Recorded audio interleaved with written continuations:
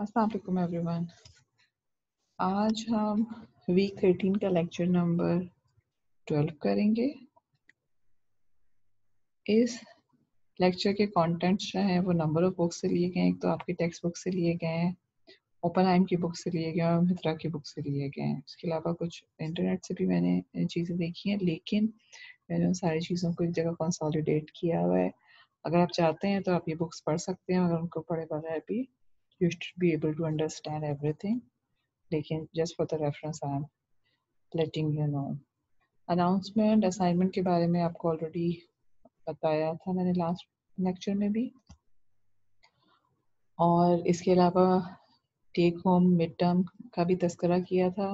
Madam आमना से मेरी बात हो गई है, so now we have finalise कि आपका मिड टर्म होगा सेकेंड वीक ऑफ जुलाई में फ्रॉम चैप्टर 3, 4 एंड 5 आपकी टेक्स्ट बुक से, और जो रेलिवेंट लेक्चर असाइनमेंट है डिटेल्स जो है वो इंशाल्लाह मैं 1-2 दिनों में आपको सारी बता दूंगी। आज के लेक्चर में we will talk about number of things, जो कि we will start with recap of what we did in the last lecture in case of sampling in discrete domain, और उसके बाद जो है we will talk about fractional sampling rate conversion, और फिर we will move to a new topic which is discrete Fourier transform, जो कि आपकी बुक का 7 चैप्टर है। और then we will talk about inverse DFT or discrete Fourier transform relationship between DTFT, DFT, and then we will end with some examples. तो सबसे पहले recap में I have actually done 2 examples here, one for the upsampling and the other one for the downsampling. और इसमें जो है वो मैंने एक्चुअल सिग्नल्स लेके और एक्चुअल फ्रीक्वेंसीज लेके किया है ताकि आपको चीज़ें जो है वो बहुत ज़्यादा क्लियर हो जाए। So let's look into the down up sampling example first. इस केस में इससे पहले जो मैंने जितनी भी एग्जांपल्स करवाई थी उसमें मैंने जो विड्थ ऑफ द स्पेक्ट्रम था उसको b से b तक लिया था। इस केस में जो है आई एम अज्यूमिंग कि I am taking the spectrum value to be specific, कि I am taking b to be equal to pi या half of the sampling frequency। और जो स्पेक्ट्रम मैंने बनाया हुआ है वो आई am starting with x of omega which is the spectrum of x of n। Analog की अब हम बात नहीं कर रहे, डिस्क्रीट टू डिस्क्रीट की ही मैं पूरी बात कर रही हूँ। And as you know that this is the discrete time Fourier transform of x of n, so it will repeat at every 2 pi। और इसकी जो है मैंने 3 कॉपीज बनाई हुई हैं अदरवाइज, लेकिन ये डॉट्स जो मैंने लगाए हुए हैं इट मींस कि it is actually going from -infinity to infinity, but I will just look into 3 copies. So I am starting with x of omega जो कि x of n का स्पेक्ट्रम है, and then I am this is z of omega। z n कहाँ पर आ रहा है? After the addition of number of samples. इस केस में I am taking l to be 2। इसका मतलब है कि 1 सैंपल हम डाल रहे हैं। अच्छा, we have talked about this thing कि if you are doing up sampling और अगर आप सैंपल्स जो है वो ऐड कर रहे हैं, फ्रीक्वेंसी जो है वो बढ़ा रहे हैं, तो उस केस में व्हाट एक्चुअली हैपेंस, जो ओमेगा एक्सिस है it will divided by the same number। so अगर l equal to 2 तो ओमेगा एक्सिस जो है वो 2 से डिवाइड हो गया। so it means कि everywhere I am dividing it by 2 in order to go from x of omega to z of omega। और यहाँ आपको नजर आ रहा है तो उसकी वजह से क्या हो गया है, द कॉपी जो 0 पे थी वो 0 पे ही है, लेकिन इसकी जो विड्थ है it is between -pi/2 to pi/2। जो कॉपी 2 पाई पे थी it comes in on pi, and then जो कॉपी इसके बाद हमारे पास 4 पाई पे थी it comes on 2 pi, and so मेरे पास जो ये कॉपीज बन रही हैं। In order to remove these copies at -pi, pi और इसके अलावा 3 pi पे, and similarly आगे भी चलती चली जाएंगी, I am applying a digital filter, ठीक है, with a gain L and cut off pi by L। Why pi by L? क्योंकि मुझे कॉपीज जो चाहिए हैं वो मुझे ये सेंटर वाली कॉपी चाहिए। I want this copy at 2 pi, -2 pi and so and so। 4 pi minus 4 pi, because उससे जो है वो हम कंटिन्यूस डोमेन का दोबारा एनालॉग सिग्नल निकाल सकते हैं. तो I am applying a discrete time filter x of omega.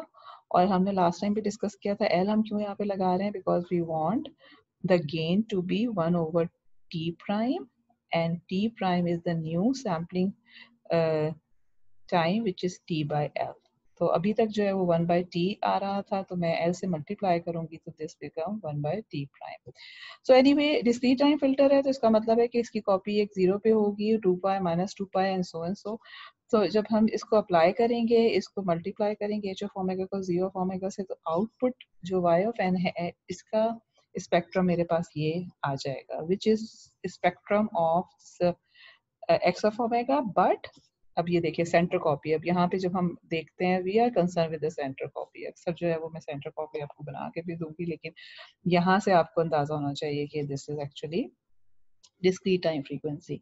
तो इस केस में वी कैन सी के जो आपके पास स्पेक्ट्रम है वो स्क्वीज हो गया है, श्रिंक हो गया है by the factor of L, जितना भी हमने सैम्पलिंग रेट बढ़ाया था. ठीक है, सॉरी सैम्पलिंग, हाँ जितने भी हमने जो सैम्पलिंग टाइम को कम किया था या सैम्पलिंग फ्रीक्वेंसी को ज़्यादा किया था, उसी हिसाब से स्पेक्ट्रम में श्रिंक हो गया. इस केस में what we have seen is कि there is no chance of aliasing, क्योंकि आपका जो है वो श्रिंक हो रहा है एक्सेस. और लेकिन जब now let's come to the down sampling. Down sampling में अगेन मैंने वही वाला एक्स ऑफ एन लिया हुआ है जो पिछले केस में लिया हुआ था, लेकिन इस केस में व्हाट वी सेड वाज के, और इसमें डी जो है अगेन मैंने यहाँ पे डी भी जो है वो डाउन सैम्पलिंग का रेट भी 2 ही रखा हुआ है. अब what we are seeing here is कि we need to apply this h of omega before down sampling, और इसका कट ऑफ क्या होना चाहिए, माइनस पाई बाई 2 से पाई बाई 2 तक. और I will talk about this कि ऐसा क्यों मैं कर रही हूँ. देखें व्हाई, बिकॉज इस स्टेप पे, ये वाला जो स्टेप है यहाँ, I want the cutoff to be from minus pi by m to, sorry not m, d हमने एक्चुअली लिखा हुआ minus pi by D to pi by D.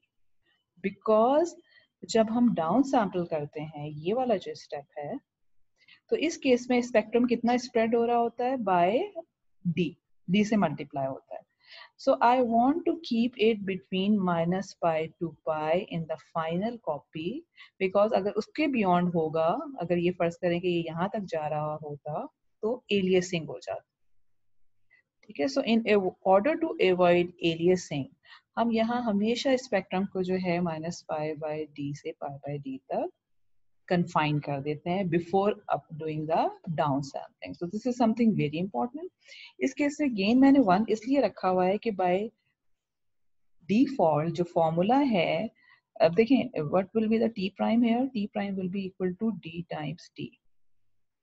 तो जो फॉर्मूला है basically it is actually multiplying by D. अगर आप पीछे जाके देखेंगे तो यू विल सी कि जो डेरिवेशन हमारे पास आई थी तो ऑटोमेटिकली वो फैक्टर डी से मल्टीप्लाई कर रही है. So this will automatically become 1 over t prime. और हम बेसिकली बस आपने ये याद रखना है कि जो भी टी प्राइम होगा 1 over टी प्राइम से यहाँ पर डिवाइड होना चाहिए, नो मैटर ये आप इस अप सैम्पलिंग की बात करें या डाउन सैम्पलिंग की बात करें. द रीजन इज कि जो हम आगे फिल्टर लगाते हैं एनालॉग में जाने के लिए, उसका गेन हम टी प्राइम रखते हैं जो भी सैम्पलिंग रेट होता है. So now what we know is कि in order to down sample we always need to have low pass filter before down sampling, और अप सैम्पलिंग में जो है we need to have it after up sampling. Next we will talk about fractional sampling rate conversion. What does it mean by fractional sampling rate conversion? For example, let's suppose कि मेरे पास जो है वो t prime जो है इसको मैं रखना चाहती हूँ sum dt by n. ठीक है, d और अब और in other words let's suppose कि मैं इसको रखना चाहती हूँ 1.5t. ठीक है, और ये t कहाँ से आ रहा है, this was the actual sampling frequency जो हमने x a t से जब हम x एन टी पे गए थे तो वहां पे ये वाला टी जो यूज हुआ था. तो ये तो हम इसके ऊपर तो हमारा कंट्रोल इन द सेंस नहीं है, क्योंकि हम डिस्क्रीट टू डिस्क्रीट में काम करना चाह रहे हैं.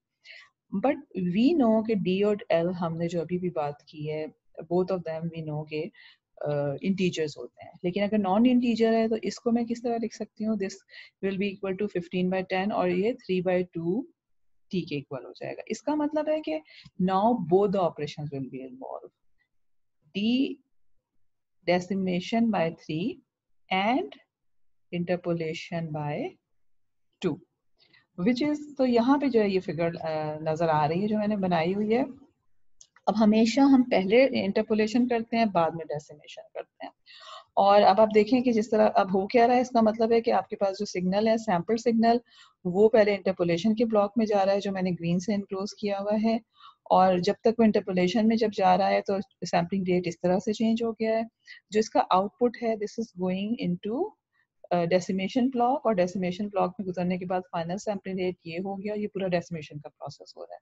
अब बोथ ऑफ देम आर, ये जो हमारे पास दो फिल्टर्स हैं, both of them are discrete time filters, and we would like to replace them by one filter, और उस फिल्टर को हम क्या कर देते हैं, गेन जो है वो देखें हमारे पास हम L ले लेते हैं, बिकॉज एक का 1 है और एक का L है, तो मल्टीप्लाई करके गेन ले लेते हैं, और कट ऑफ जो है minimum of both of these लेते हैं। वी विल सी के मिनिमम हम क्यों लेते हैं, नेक्स्ट जो स्लाइड है उसके ऊपर ये एग्जाम्पल जो है उसको देखकर, ठीक है। सो this is the example. Okay, and this is the same thing कि जो मैं पीछे बात कर रही थी कि t prime is actually 3/2t, which means कि d is 3 and l is 2. I start with the same signal जो मैंने पीछे लिया था कि बैंडविड्थ जो है वो पाई तक जा रही है। पहले मैंने इंटरपोलेशन लिया है, दिस आई ऑफ ओमेगा जो है basically for me it is representing the interpolation.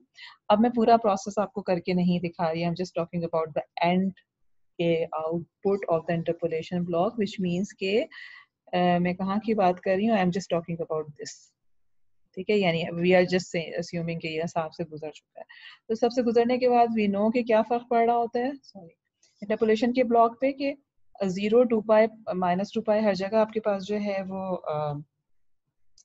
वो बन रहा होती है, कॉपीज बन रही होती हैं, लेकिन जो भी हमारे पास स्पेक्ट्रम की विड्थ होती है that is actually divided by the factor L, जो कि यहाँ पर 2 है। इसके बाद क्या है, I need to apply the filter, जो कि यहाँ पर अगेन ये वाला फिल्टर जो है, ठीक है। तो इस फिल्टर के लिए जो है, अब मैंने इस फिल्टर को क्या कहा था कि इट हैज टू बी, इसका कट ऑफ क्या होना चाहिए, minimum of π/L and π/M, which means के π/3 और π/2 में से जो भी मिनिमम है, इस केस में भी सी के π/3 मिनिमम है। Why I am doing this, क्योंकि देखें अगर जो भी मिनिमम होगा उसके हिसाब से हम, अब फॉर एग्जांपल अगर मैं π/2 पे ही छोड़ देती हूँ और फिर 3 से मैं डेसिमेट करती हूँ, तो this is, there is bound to be this aliasing, ठीक है। तो लेकिन अगर मैंने π/3 कर दिया है तो इसका मतलब ये है कि I M avoiding the aliasing, तो और इसका गेन जो है वो L कर दिया है, तो at the end of the day I am getting the spectrum like this, which is interpolated and decimated value. I would advise you कि आप दो तीन एग्जाम्पल्स खुद स्पेक्ट्रम प्लॉट करके देखें। फॉर एग्जाम्पल आप टी प्राइम को ऑपोजिट ले रहे हैं, अभी इस केस में क्या हो रहा था, ओवरऑल सैम्पलिंग रेट इंक्रीज कर रहा था, अब लेट्स सपोज कि ओवरऑल डिक्रीज कर रहा हो, ये वाला लेके देखें, and then plot everything maybe for the same example and see कि उस केस में आपके पास जो है वो आउटपुट कैसे आ रहा होता है, and then you can select other fractions also and just try to plot, and if you have any confusion you can always come and ask me. Okay, so this is all about sampling. Now we will move to the new topic, which is discrete Fourier transform. Discrete Fourier transform है, जिस तरह आप discrete time Fourier transform की बात करते हैं, we always know कि transforms में we have both direction transform, हम जो है वो टाइम से किसी ट्रांसफॉर्म डोमेन में जाते हैं और ट्रांसफॉर्म डोमेन से इन्वर्स करके दोबारा टाइम में वापस आ रहे होते हैं। So this is similar in the case of discrete Fourier transform also. और इसकी डेफिनेशन अगर हम देते हैं तो हम क्या कहते हैं कि if we have a signal x of n जिसके n कंसेक्यूटिव सैंपल्स हैं, और लेंथ जो है वो 0 से n-1 तक है, ठीक है। So what I am saying is कि लेट मी सपोज कि दिस इज माय सिग्नल 0 से n-1 तक है, this is x of n। तो उस केस में सिंपल n पॉइंट DFT का फॉर्मूला क्या हो जाएगा, we will be sum from 0 to n-1, take the samples of the signal and then multiply by this exponential and change the value of k between 0 to n-1। और inverse discrete Fourier transform को भी हम इसी तरह define करते हैं, we take the all the samples जो कि हमारे पास डिस्क्रीट फोरियर ट्रांसफॉर्म की जो भी वैल्यूज आई हुई हैं और उनको इस फैक्टर से मल्टीप्लाई करके एड अप कर देते हैं। So this is just simple definition. Let's see के why are we studying it, और ये हमारे केस में जो है इसका कहाँ पे एप्लीकेशन आती है। So why DFT, why discrete Fourier transform, जबकि हम डिस्क्रीट टाइम फोरियर ट्रांसफॉर्म को बहुत ज़्यादा डिटेल में ऑलरेडी कर चुके हैं। ओके, सो इशू इज कि discrete time Fourier transform is very good. जब आप एनालिसिस कर रहे होते हैं, यू हैव सीन कि हमारे पास जो डिस्क्रीट टाइम फोरियर ट्रांसफॉर्म जो है उसका फॉर्मूला मैंने यहाँ पे लिखा हुआ है। अच्छा, इसमें there are number of issues जो नजर आ रहे हैं। एक तो ये कि समेशन मुझे इनफाइनाइट सम टर्म्स का सम लेना होता है अगर मैं discrete Fourier transform, discrete time Fourier transform करना चाहूँ। एंड दूसरे, this is actually signal in omega which is continuous. अब mathematically if I am writing it, it's not an issue. लेकिन if I want to implement this on some computer, कि वहाँ पर जो है I want to have Fourier transform of some signal x of n, जो कि signal itself discrete में था मगर फोरियर ट्रांसफॉर्म कंटिन्यूअस में आ रहा है। तो अगर मैं इसको रिप्रेजेंट करना चाहती हूँ कंप्यूटर पे, I need to have finite limits and I need to have discrete value of omega, ठीक है। तो अगर आप सोचें तो how can I do that? I have, let's suppose कि मेरे पास जो है वो फोरियर ट्रांसफॉर्म में वही बना देती हूँ जो मैं पीछे भी बनाती रही हूँ, ठीक है। और ये हर 2 पाई के पास रिपीट हो रहा है, -2 पाई पर है, 2 पाई है, this is x of omega। So what does the logic say? कि somehow, एक तो ये कि मुझे जो एक चीज नजर आ रही है वो ये कि रिपीटेशन है, which means कि अगर somehow मैं इसकी इंफॉर्मेशन ले लेती हूँ 0 से 2 पाई की या -पाई से पाई की, यानी अगर आप देखें कि -पाई से पाई तक जो इंफॉर्मेशन है that is the same information at 0 to 2 पाई, और इसी तरह के किसी भी एक पीरियड को अगर मैं ले लेती हूँ, इट शुड बी एनफ। दूसरी चीज ये कि कंटिन्यूअस को अगर हम डिस्क्रिटाइज करना चाहें तो क्या करते हैं, सैम्पलिंग करते हैं। This is exactly what we do in discrete Fourier transform. okay, कि discrete Fourier transform is basically sampling of discrete time Fourier transform, जो कि यहाँ पे नजर आ रहा है आपको, ठीक है। दिस इज अ स्पेक्ट्रम जो कि यहाँ बनाया हुआ है, ये बुक आपकी बुक से ही मैंने ये फिगर ली हुई है। ओमेगा एक्सिस है, एक्स ऑफ ओमेगा है, आप ये देखें कि this is repeating at after every 2 pi या -पाई से पाई भी ले सकते हैं।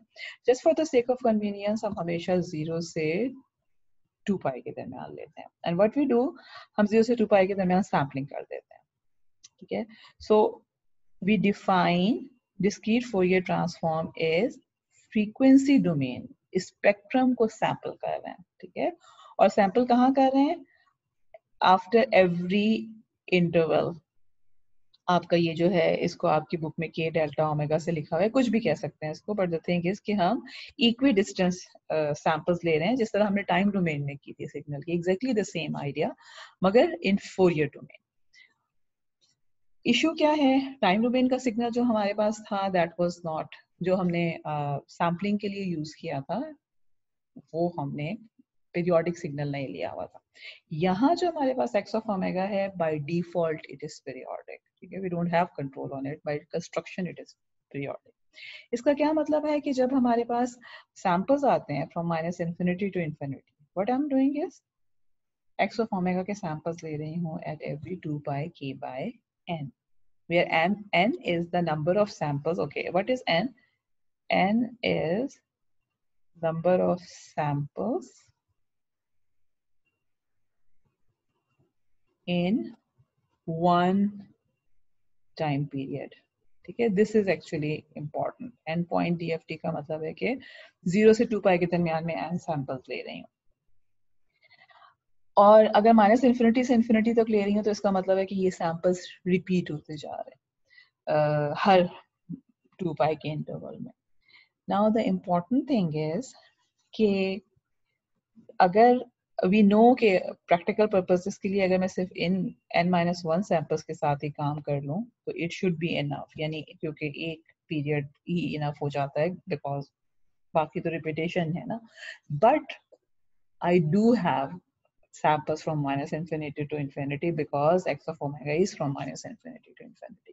So we will see कि अगर हम सिर्फ n samples लेते हैं तो उसके क्या इफेक्ट हो सकते हैं. ठीक है, और दूसरी चीज एक और जो हमने जहन में रखनी है वो ये कि वी एक्चुअली नो, जब हमने सैम्पलिंग की थी टाइम डोमेन में, कि जब हम टाइम में सैम्पलिंग कर रहे थे तो फ्रीक्वेंसी में हमारे पास कॉपीज बन रही थी स्पेक्ट्रम की.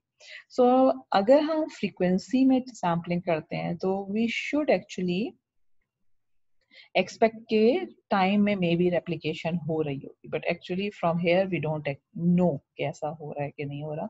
सो we will move forward and then see कि हम टाइम में क्या हो रहा होगा. अगर आप फ्रीक्वेंसी में सैंपल्स ले रहे हैं तो उसका टाइम में क्या हो रहा होगा. So from this slide what we conclude is कि DFT is actually samples of DTFT. Okay? और m samples ले रहे होते हैं between one time interval, any interval -5 से pi, 0 से 2 pi, 2 pi से 4 pi, सबके दरमियान में सेम होंगे, लेकिन हम जो है वो बेसिकली नॉर्मली 0 से 2 pi के ऊपर स्टिक करते हैं. Now there are number of questions. सबसे पहले तो ये कि आपने सैंपल्स ले लिए. Okay, so let me again make the same thing जो हम स्पेक्ट्रम बार बार बनाते हैं. लेट्स सपोज कि मैंने इसके सैंपल्स ले लिए. ओके, एंड ये 0 से 2 पाई को ले लेते हैं n-1. n सैंपल्स हो गए, 0 से n-1 तक के सैंपल्स हो गए. The question, so it means कि I have xn of k जो कि सैम्पलिंग करके आ गया. नाउ द क्वेश्चन इज कि क्या मैं इस x ऑफ n k से x ऑफ n रिट्रीव कर सकती हूँ कि नहीं. मीनिंग कि अगर मैं इनवर्स ले लूँ, ये DFT से आया हुआ है ना, तो अगर मैं इनवर्स DFT ले लूँ तो क्या inverse DFT of xn of k मुझे x ऑफ n देगा या नहीं देगा. ठीक है, एक तो ये क्वेश्चन है. दूसरा क्वेश्चन ये है कि I am emphasizing on this के n points, how many points should I take. n क्या होना चाहिए, 2 हो, 4 हो, 6 हो, 10 हो, 100 हो, 1000 हो, और would it be related with the length of the signal जिसके हमने जिसका फोरियर ट्रांसफॉर्म हमने लिया था, और something else. और तीसरा जो है क्वेश्चन वो ये कि हम डिस्क्रीट टाइम सिस्टम को DFT से कर सकते हैं इम्प्लीमेंट के नहीं. What does it mean. आपने ये देखा है कि डिस्क्रीट टाइम सिस्टम, हम लीनियर सिस्टम्स की ही बात कर रहे हैं इस कोर्स में, तो डिस्क्रीट टाइम सिस्टम जो है वो नॉर्मली हम कैसे करते हैं इम्प्लीमेंट. अगर आपके पास h ऑफ टाइम में कैसे करते हैं, h ऑफ n है, y ऑफ n है, x ऑफ n है, तो y of n is convolution of x of n and h of n. But you also know कि अगर आपके पास ओमेगा है तो आप इससे भी इम्प्लीमेंट कर सकते हैं. कैसे, आप दोनों के यानी फोरियर डोमेन में अगर हैं तो इन दोनों के फोरियर ट्रांसफॉर्म को मल्टीप्लाई करें और फिर इनवर्स फोरियर ट्रांसफॉर्म ले रहे हैं, inverse DTFT sorry not DFT. और इनवर्स DTFT अगर हम ले लेते हैं इसका y ऑफ ओमेगा का, तो y ऑफ n जो है that will be actually equal to inverse DTFT of y of omega. ठीक है. नाउ द क्वेश्चन इज कि अगर मैं सैंपल्स ले रही हूँ, ये y x का भी सैंपल है, h के भी सैंपल अगर मैंने ले लिए तो क्या मैं स्टिल इसको इम्प्लीमेंट कर सकती हूँ, और can I get y of n back from the samples of both of these things? So we will actually start to answer these questions one by one. सबसे पहले जो है वो we will talk about कि हमें original signal मिलता है या नहीं मिलता अगर हम इन samples को inverse करके time में लेके जाएं. ठीक है, remember हम कहाँ हैं? We are actually in frequency, samples in frequency domain ले रहे हैं. तो अगर inverse लेंगे तो we will go back to time. So what happens if we go to time? यहाँ पर so we are talking about what signal we get in time after doing inverse of discrete Fourier transform. Simple यहाँ पे मैंने इसका formula लिखा हुआ, ठीक है, and I am saying कि इनवर्स डिस्क्रीट फोरियर ट्रांसफॉर्म जो उसको मैंने एक्स ऑफ एन नहीं लिखा because I actually don't know कि इनवर्स के बाद मुझे एक्स ऑफ एन मिलता भी है कि नहीं मिलता.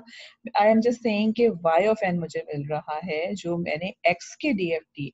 Okay, so what I am saying is कि मैंने एक्स का डीएफटी मेरे पास n point DFT is of x, लेकिन जब मैं इसका इनवर्स ले रही हूँ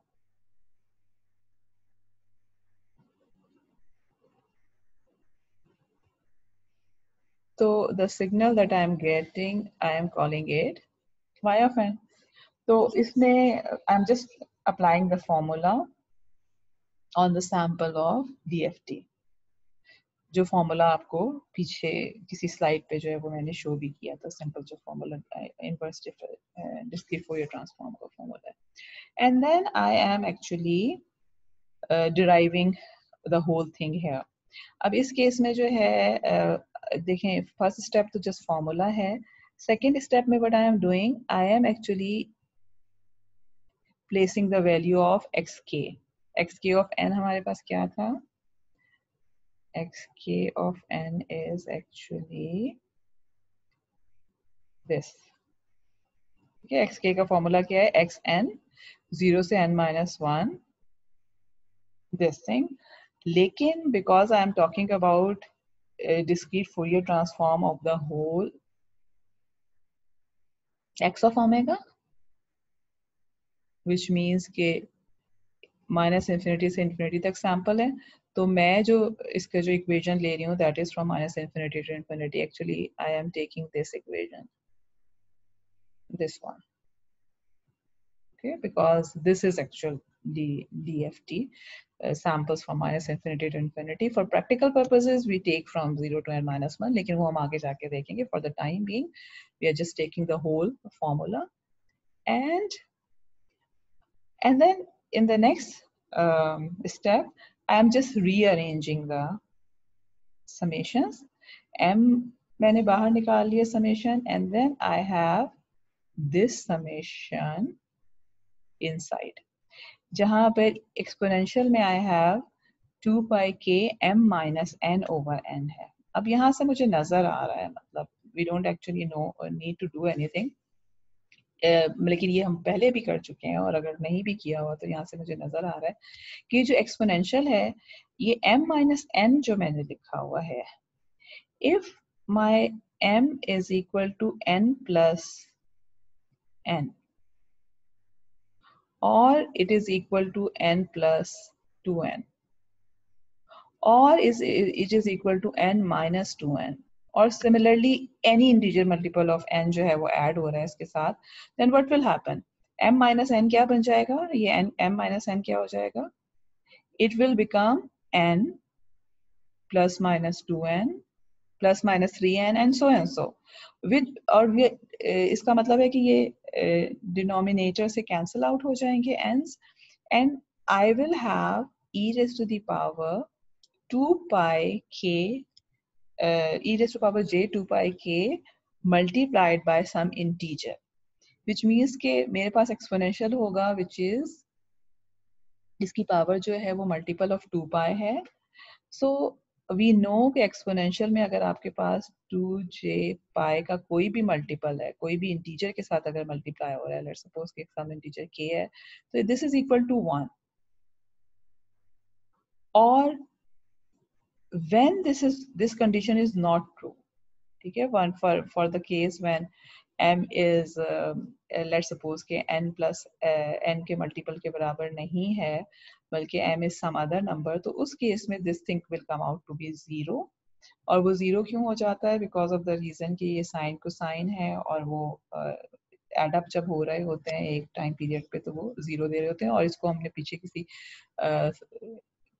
किसी क्लास में प्रूव भी किया था। So you just need to remember this thing कि जब आपके पास ये वाली समेशन है इसको करके खुद भी देख लीजिएगा, लेकिन या फिर पिछले लेक्चर्स को खोल के देख लीजिएगा। तो this is equal to 1 when m is this n plus l time n where l can be any integer और it is 0 otherwise. So इसका मतलब है कि मैं इस पूरे के पूरे समेशन को डेल्टा की फॉर्म में लिख सकती हूँ,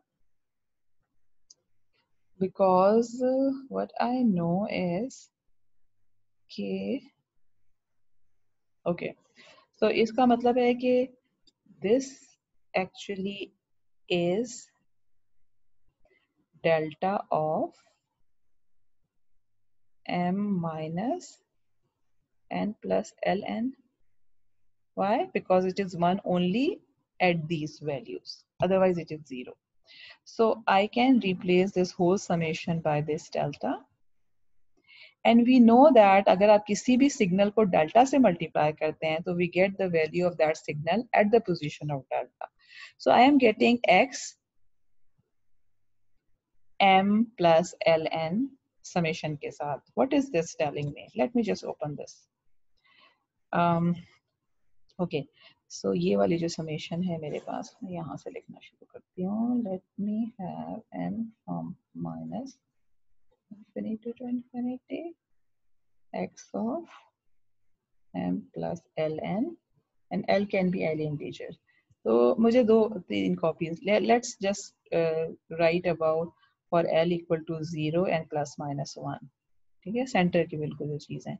तो ये क्या बन जाएगा? This will be x of m minus n plus x of n plus x of m plus n. ठीक है, और यहाँ से अब नजर आ रहा है पैटर्न, अगला 2n हो जाएगा, इसके पीछे जो -2n हो जाएगा.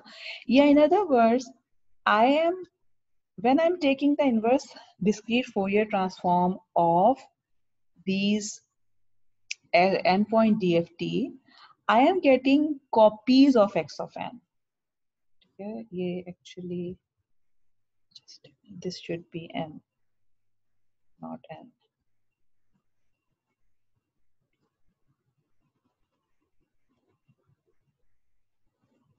So what I am getting actually the copies of the signal. ये x of m है, m कह लें n कह लें, doesn't matter, ठीक है, सिग्नल है और उसकी कॉपीज एट एवरी n, जितना भी मैंने n length of the DFT रखा हुआ था. This is something very important. आगे तमाम के तमाम चीजें जो है वो हमारी इसी पे बेस कर रही हैं कि जब मैं DFT सैंपल्स का इनवर्स फोरियर ट्रांसफॉर्म लेती हूँ तो I get a periodic sequence which is actually repetition of my x of n at every n, and इसको जो है वो हम x p of n से represent कर देते हैं, जिस तरह यहाँ हमने लिखा हुआ है. p actually stands for periodic, which is just telling me कि copies बन रही हैं x of n की at every n. So from here what we conclude is that, just clear it a bit. So what we conclude is कि मेरे पास जो period, अब मैंने क्या क्या किया था देखें, we started with x of n, ठीक है, उसका okay, this is actually something interesting.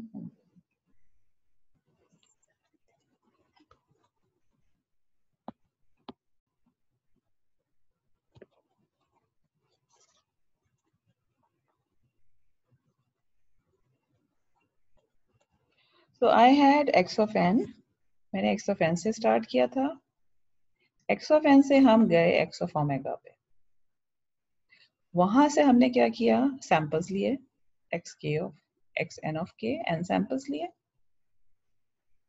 ठीक है। अब ये क्या है, this is D T F T, this is D F T.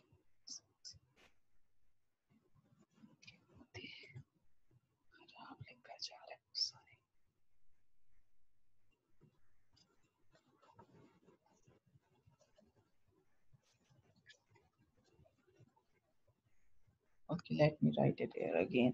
So हमारे पास x of n, we started with x of n, हमने इसका DTFT लिया, we got x of omega. यहाँ से हमने DFT लिया n पॉइंट के साथ, तो we got xn of k. यहाँ से IDFT लिया, तो we got xp of n. So this is what this equation is telling you. Okay, we started with D, so if we take the DTFT of x of n, फिर उसके n samples हम ले लें, and then we take IDFTs and we get a periodic sequence which has x of n repeated at every n. ये चीज हमने आगे याद रखनी है। अच्छा, तो पहला क्वेश्चन जो था वो हमने जो देखा था YDFT वाला, वो हमें जो है वो सॉरी यहाँ पे जो था कि do we get back the original signal? Actually no, we get back the periodic signal which has the copies of the original signal, but actually में original signal नहीं है। नेक्स्ट क्वेश्चन जो था वो हमारे पास आंसर हम क्या करना चाह रहे थे, how many samples, what should be n, ठीक है। अब आप देखें कि what we are saying is कि we are talking about finite length sequence की फिलहाल हम बात करें, इनफाइनाइट पे हम बाद में जाएंगे।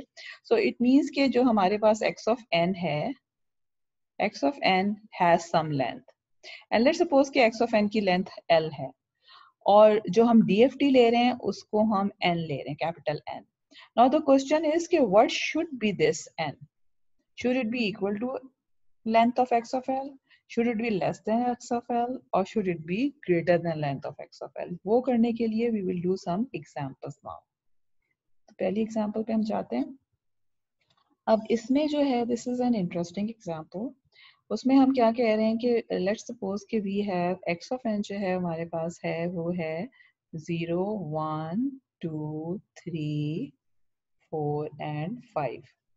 0 से लेकर 5 तक इसके अंदर सैंपल्स हैं, this is x of n, ठीक है। और ये वैल्यूज 1 2 3 4 5 है, 1 2 3 4 5 आपने लिख लीजिएगा। Now first is, so it means कि l इज 5 6। सेकेंड, जो पहला क्वेश्चन है वो क्या कह रहा है कि व्हाट विल हैपन अगर एक्स ऑफ ओमेगा हमने ले लिया 8 पॉइंट पे उसको सैंपल किया, आई डोंट नो कि एक्स ऑफ ओमेगा इज क्या है, I don't actually need it at the moment, and then मैंने इसका 8 पॉइंट पहले डीएफटी लिया, सैंपल का मतलब है डीएफटी लिया, फिर 8 पॉइंट आईडीएफटी लिया। इसका क्या मतलब है कि अब मेरे पास वाई ऑफ एन आ रहा है आउटपुट से, और वाई ऑफ एन क्या है, बेसिकली एक्सपी ऑफ एन है, periodic. What is that? They're just asking. तो इसमें this is not an issue. मुझे पता है कि क्या है ये. This is actually sum of copies of x. तो एक तो यही वाला मेरे पास आ जाएगा जो सेंटर पे कॉपी है 1 2 3 4 एंड 5 पे, 0 से लेकर 1 2 3 4 5 तक जा रही है, ठीक है। दूसरी कॉपी कहाँ पर आएगी, एट एवरी एन। तो दूसरी कॉपी कहाँ से स्टार्ट हो रही होगी, 8 से। इसका मतलब है कि 6 और 7 मेरे पास कुछ भी नहीं है, जीरोस है। 8 से again this will B 0 1 2 3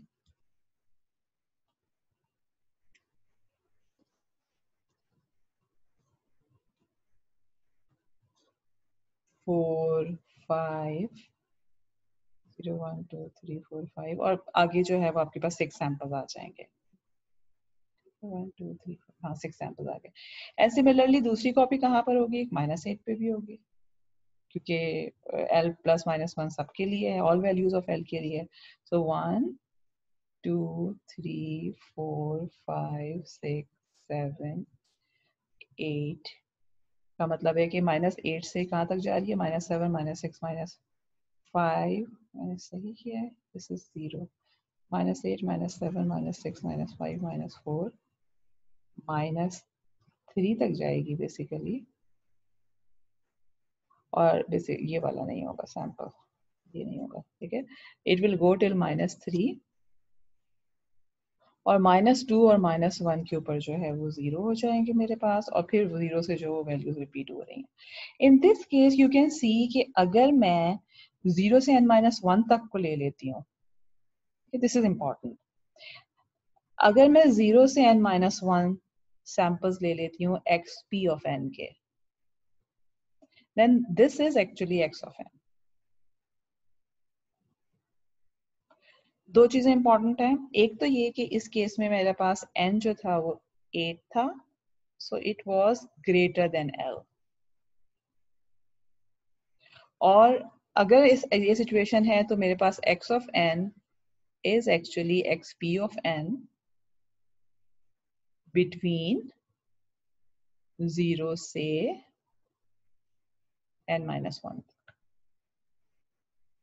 So what we conclude from this example कि अगर आपके पास जो है वो samples repeat, if you have a number of, जो आप जितने DFT के samples ले रहे हैं, it is greater than the length of the sequence, तो जो center में आपके पास copy है, this is exactly the center copy of the output or periodic sequence output का जो है, that is actually the same as input जो कि आप जहाँ से चले थे।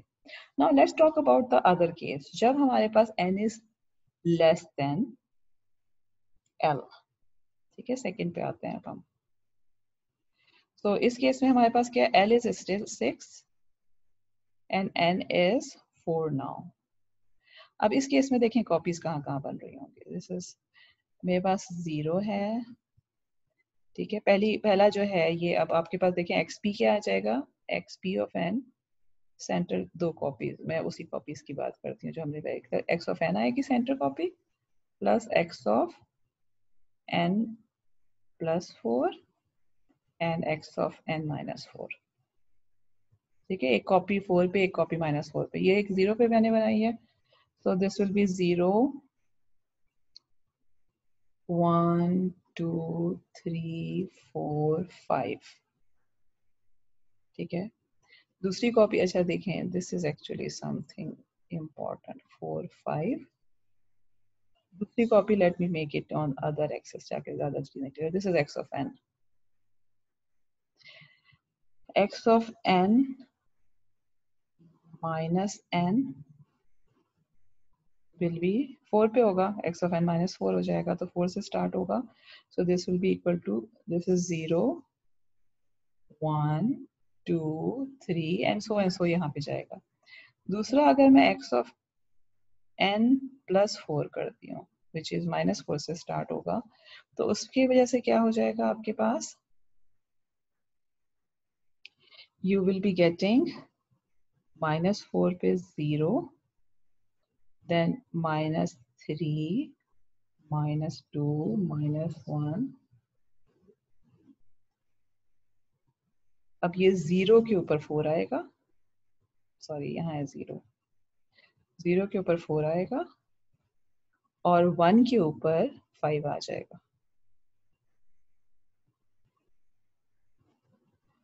तो ये -4 से लेकर 1 तक जा रहा होगा।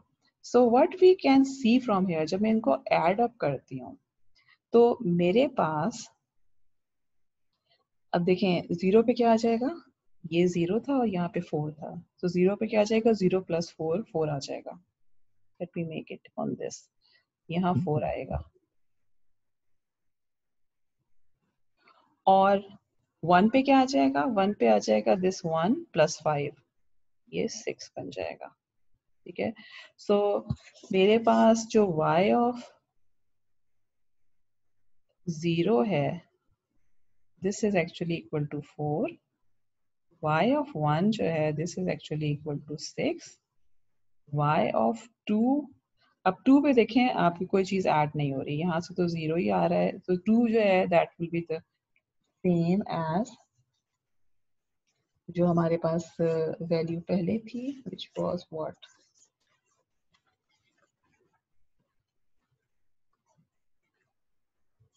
y of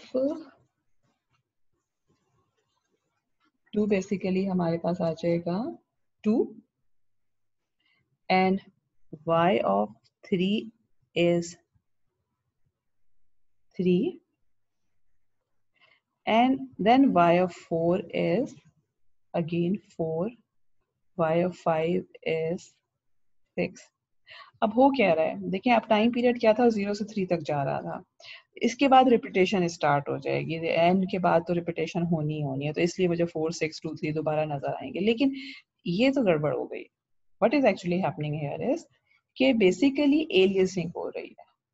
when I have l n less than l, तो उस केस में क्या हो रहा है, अब इस केस में देखिए मेरे पास क्या कौन सा सैंपल्स क्या थे 1 2 3 4 था, तो ये जो 4 है ये एलियस बैग, यानी आपके पास n और इससे आगे की जो वैल्यूज हैं 4 5 जितनी भी वैल्यूज हैं वो पीछे जाके एलियस बैक हो रही है या एड अप हो रही हैं।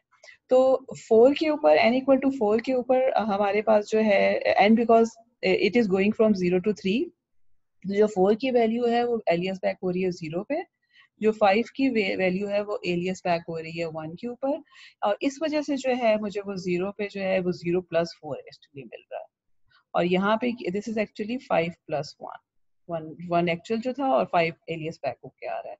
सो what we conclude from here is कि n is less than l, if n is less than l, then in that case we get aliased version of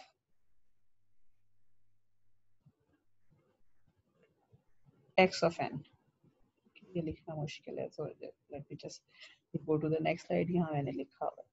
So what we conclude from here, अच्छा सबसे पहले this is the standard, जो मैं पहले भी कह चुकी हूँ कि ये हमने पीछे भी देखी थी एग्जांपल, कि अगर हमारे पास n is less greater than or equal to l है, यानी number of samples are more than the length of the sequence x of n या at least equal to है, तो उस केस में मेरे पास जब मैं सैम्पलिंग करती हूँ तो मुझे एक्चुअली जो सैंपल ऑफ DFT है वो n पॉइंट DFT दे रहे हैं, और इनके इम्पोर्टेंट चीज जो है वो ये नहीं है, DFT तो मुझे मिल ही रहा है, ठीक है, लेकिन इस केस में मुझे किसका मिल रहा है, DFT x of n का मिल रहा है इटसेल्फ का, और जब मैं इसका इनवर्स DFT ले लेती हूँ तो I get the periodic sequence जो कि उसकी कॉपीज हैं, और इसमें से अगर मैं सेंटर कॉपी निकाल लेती हूँ, ठीक है, ये वाली जो चीज है, then I get the sequence x of n, ठीक है। अच्छा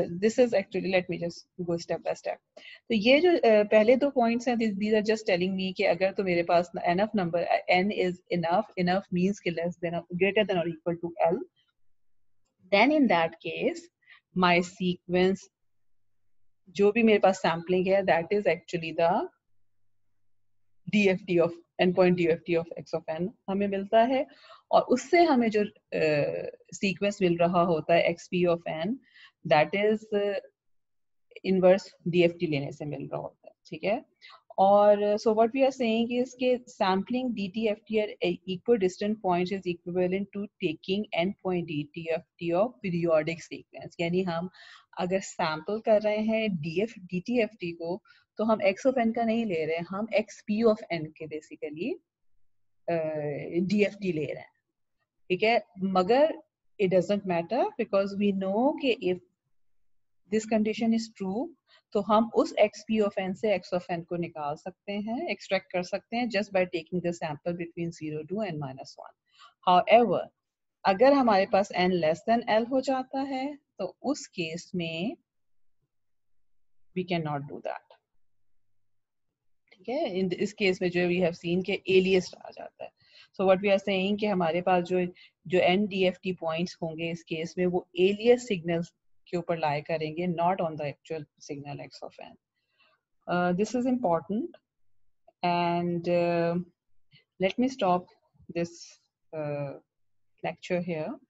So let me just recap, और जो अगली example है वो हम अगले lecture में करेंगे. So for the recap, हमने जो DFT का रिकैप किया था, सैम्पलिंग वाला जो है वो we already talked about a lot in the last lecture.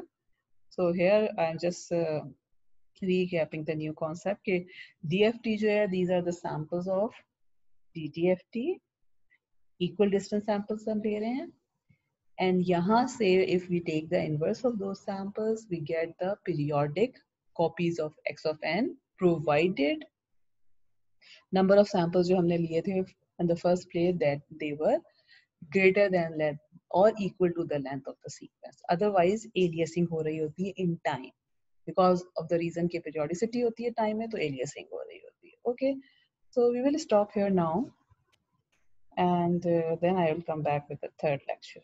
Thank you. Take care.